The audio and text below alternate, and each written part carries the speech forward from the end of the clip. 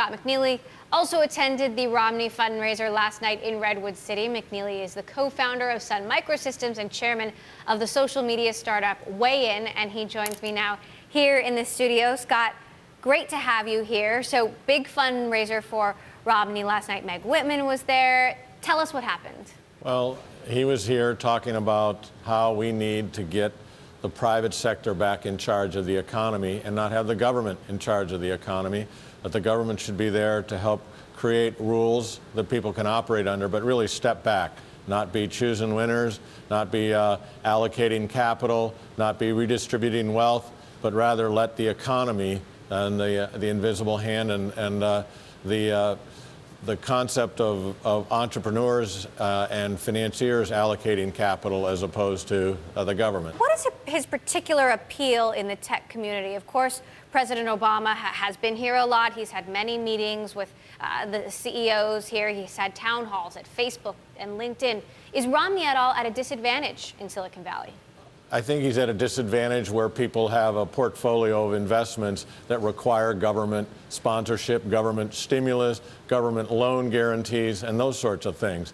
He's definitely at a disadvantage there. But those of us who started our companies with venture capital, with the private sector, and we're able to grow with fewer regulations, smaller government, no government intervention, no government picking winners, we love that. We think that's where all these small companies became large companies, not with the help of the government, but in spite of the government. How much of a priority are startups and entrepreneurships for Romney, given that this is where a lot of the jobs are going to come from? Small business is where, and all startups are small business by definition, and all of the big companies that grew quickly were small companies.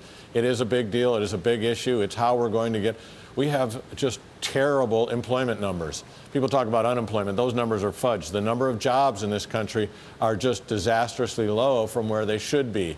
And if you focus on that and understand that that's not going to come from the big companies, it's going to be coming from the small business world. I'll tell you what, we started Weigh-In. As founder of Weigh-In, we just looked at California and said it's one of the most hostile business environments in the world. We went to Colorado to start it, and I think you're going to see a lot of people looking within the United States to find less hostile environments and looking on the planet for a less hostile environment. We've also covered the story of companies going to Texas, for example, to start their businesses. You mentioned Weigh-In. You're now the social media expert. There's sort of this impression that President Obama is more tech savvy or understands how to use social media better than Mitt Romney. How would you respond to that? That's probably the 88% of the media that has voted Democratic trying to... Romney, I guarantee you, he has been in business and has been using technology to be very successful, whether it was in the Olympics, with Bain, he used it in Massachusetts. You're not going to be a great leader just because you can work a BlackBerry. We're looking at some video of Weigh-In right now. Basically, this is a forum for users who want to discuss or vote on just about anything. It works on Facebook, it works on Twitter, it works especially well in politics. Have there been any particular conversations that have happened on Weigh-In that you felt have really made a difference?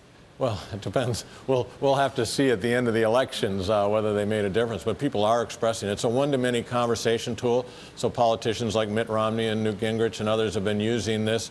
Frank Luntz, as a pollster, uses this to tap into and understand the thought processes, the sentiment, and the intentions of the voter base, and that's very valuable. Companies are using this to understand their customers.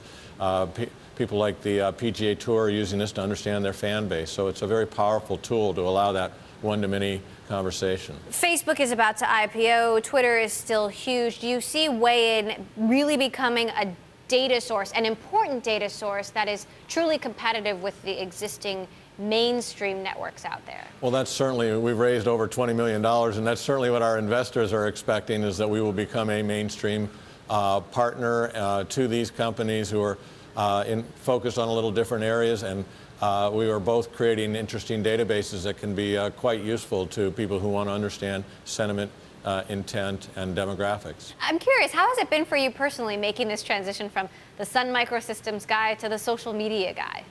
I kind of like it because we're not public.